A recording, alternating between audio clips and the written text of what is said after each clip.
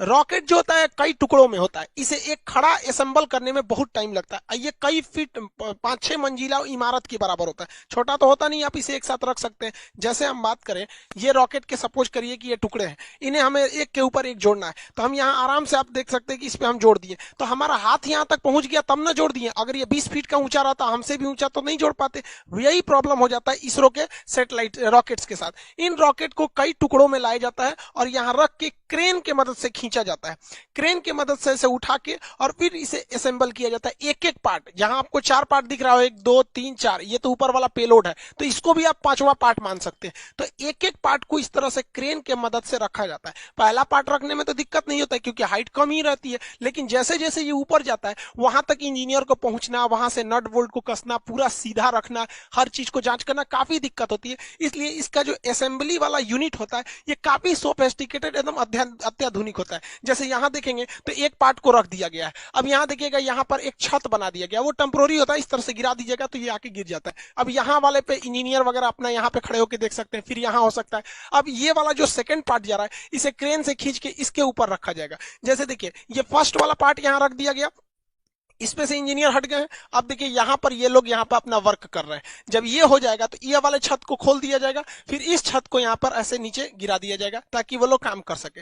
ये assembly unit होती है, कई फ्लोर बाई फ्लोर होती है जिसमें जोड़ा जाता है। जैसे ये देखिए, यहाँ आपको दिख रहा होगा रॉकेट का एक नीचे वाला पार्ट है। कैसे? जैसे ये रॉकेट ऊपर में भी भूरा है, नीचे में भी ब्राउन कलर का है, तो ये ब्राउन वाला दिख रहा है, ये सेकंड पार्ट, एक पार्ट है जो उसके नीचे है। और ये जो फ्लोर बना है ये टेम्पोररी फ्लोर है, परमानेंट फ्लोर नहीं है, छत नहीं है। अब इसके ऊपर इसको रखा जाएगा क्रेन के मदद से, फिर ये लोग इसको अच्छे से ज्वाइंट करेंगे, फिर इसके ऊपर एक और पार्ट को रखा जाएगा। इस तरह से देखिए, एक यहाँ पार्ट है, यहाँ है, यहाँ है, यहाँ है, ऐसे करते करते जोड़ा जाता है।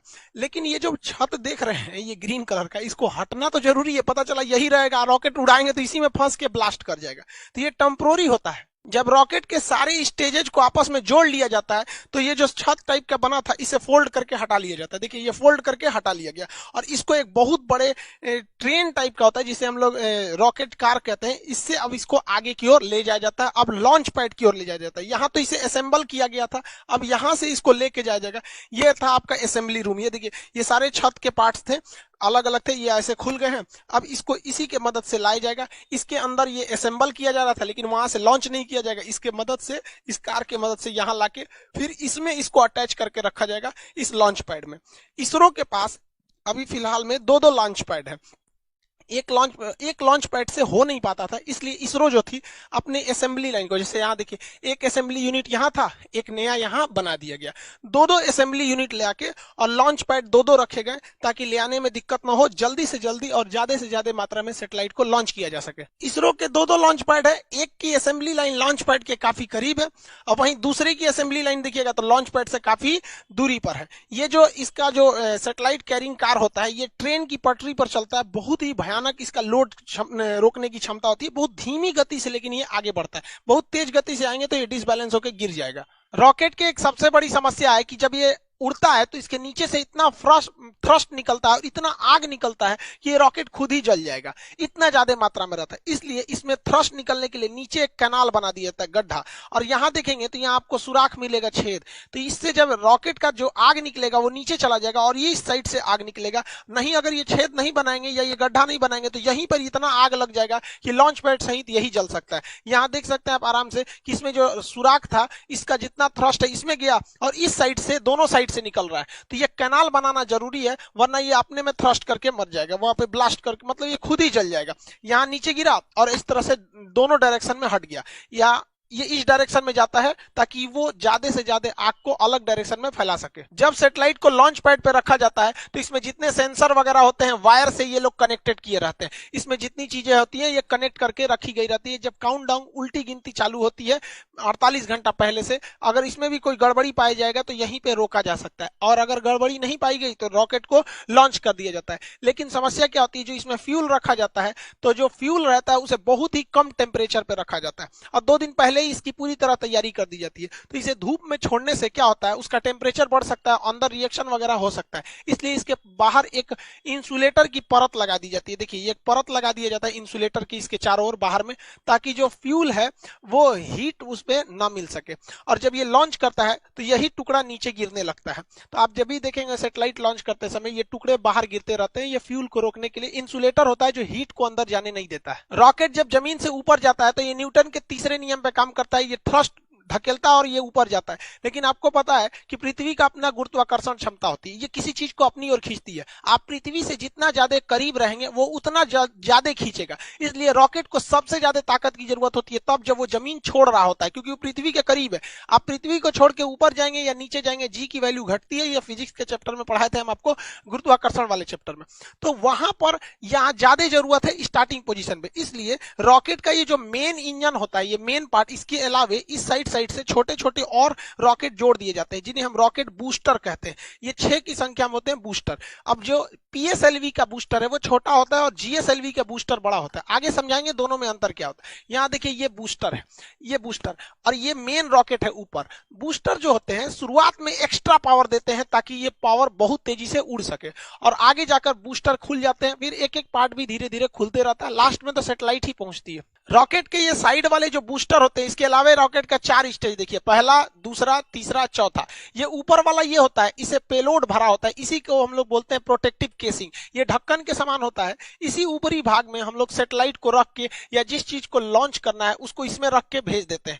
अब देखिए ये ऊपर वाला जो सैटेलाइट केसिंग होती है, देखिए साइड साइड में ये हिस्सा है, इसी के अंदर हम लोग सैटेलाइट को रखे हैं। सैटेलाइट को रखने के बाद इसको जब ढक देते हैं तो ये पूरी तरह से बंद हो जाता है। जो रॉकेट का ऊपरी भाग देखते हैं ये खुला हुआ रहता था, यही वाला हिस्सा है, देखिए ये एक साइड में इधर खुला हुआ है, एक साइड में इधर खुला है, बीच में इसको बंद कर दिया जाता है। तो ये रॉकेट का बीच में बंद कर दिया गया। तो ये जो होता है उसका प्रोटेक्टिव केसिंग होता है, इसी के अंदर सारे रॉकेट को भरे गए रहते हैं। इस बार जैसे देखिए जैसे रॉकेट जाता है तो ये प्रोटेक्टिव केसिंग खुल जाता है, इसके अंदर सैटेलाइट होते हैं। इस बार वहां पे भागवत गीता और नरेंद्र मोदी का फोटो भी भेजा गया है।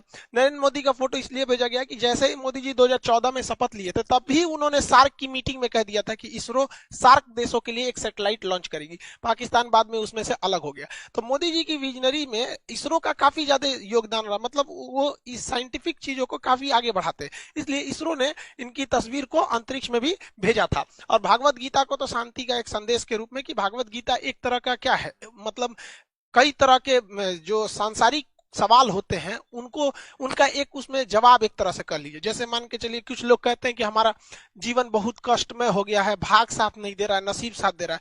उन लोगों को कहते हैं कि भाई साहब कभी फुर्सत मिले ना तो भागवत गीता में कर्ण की जीवनी पढ़ लीजिएगा। बेचारा जब से पैदा हुआ और जब तक मृत सैया पर भी लेटा था तो भी अपना दांत तोड़ के वो दम दे दिया था। तो जो लोग को लगता है कि मेरा नसीब खराब है तो एक बार कर्ण का देखिएगा, फिर समझ में आएगा आपका दुख कितना बड़ा और कितना छोटा है। खैर अपने टॉपिक पे आते हैं। इस बार 28 फरवरी 2021 को इसरो ने लॉन्च किया, तो अपने साथ टोटल 19 सैटेलाइट को लॉन्च किया गया था। इसमें एक ब्राजील का बना हुआ वहां पर एमेजोनिया 1 नाम का सैटेलाइट था जो काफी महत्वपूर्ण था। इसे PSLV C51 रॉकेट से छोड़ा गया। इस रॉकेट का नाम याद रखिएगा क्योंकि इसके मदद से भागवत गीता और मोदी जी का फोटो भेजा गया है, तो ये थोड़ा इंपॉर्टेंट हो सकता है।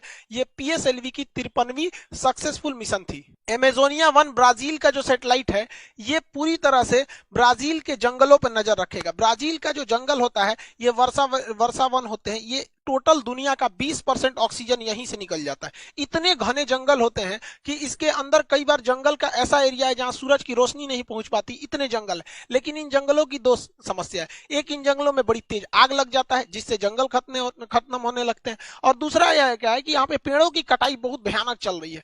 पेड़ों की कटाई तो भाई साहब पूरी दुनिया में चल रही है, हर जगह पेड़ काटे जा रहे हैं, और जिस रफ्तार से पेड़ों की कटाई चल रही है वह दूर नहीं जब हरियाली के नाम पर केवल लड़कियां बच जाएंगी।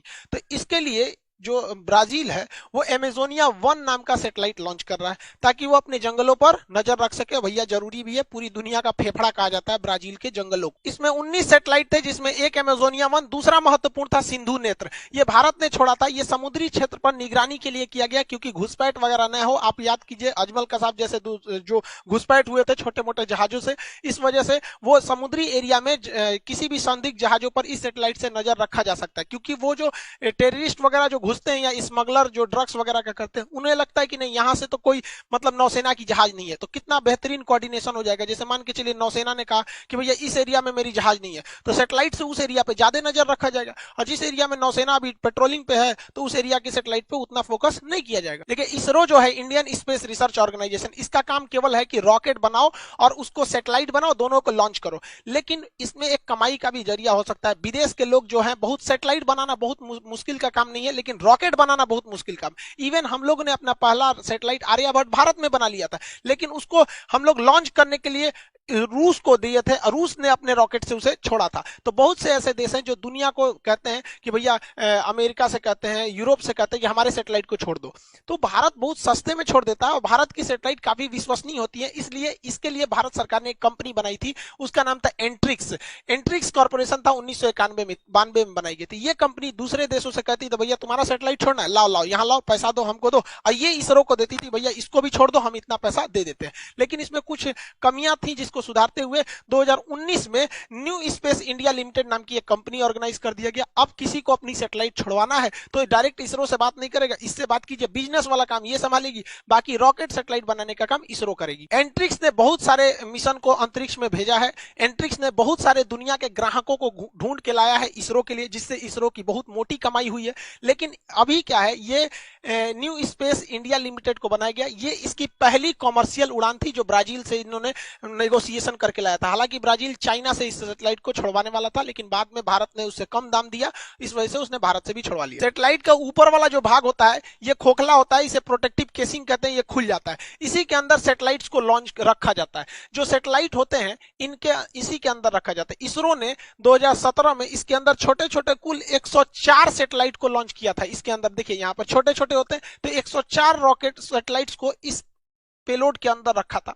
जब ये जाते हैं तो खुल जाते हैं और सैटेलाइट अंतरिक्ष में चले जाते हैं। 600 से 900 किलोमीटर ऊंचाई पे जाने के बाद पृथ्वी का गुरुत्वाकर्षण खत्म हो जाता है, फिर वो घूमने लगते हैं। इन सैटेलाइट को ऊर्जा यानी एनर्जी मिलती है, इन पर सोलर पैनल लगे होते हैं, इनमें सोलर पैनल से इनमें एनर्जी लगी होती है, मतलब एनर्जी ले रहते हैं ये लोग सोलर पैनल से। और इसके अंदर छोटा सा एक तो मोटर भी होता है जिससे कि ये अपने डायरेक्शन और अपने पाथ को चेंज कर सकते हैं। तो रॉकेट केवल अंतरिक्ष में जाके ये खुल जाएगा और सबको ऐसे फेंक देगा, और वहां गुरुत्वाकर्षण नहीं है तो सब इधर उधर तैरेंगे, तो 1 बाय 1 सबको अपने अपने ऑर्बिट में फिट कर दिया जाता है। रॉकेट इंजन और जेट इंजन में अंतर क्या होता है? हवाई जहाज में जेट इंजन लगा होता है, ये बाहर से ऑक्सीजन ले लेता है, जबकि अंतरिक्ष में तो ऑक्सीजन ही नहीं है, इसलिए रॉकेट इंजन उस इंजन को कहते हैं जो अपना खुद का ऑक्सीजन का सिलेंडर ले जाया जाता है। तो जिस सिलेंडर में ऑक्सीजन रहता है उसे हम ऑक्सीडाइजर कहते हैं, और जिसमें फ्यूल रहता है उसे फ्यूल टैंक कहते हैं।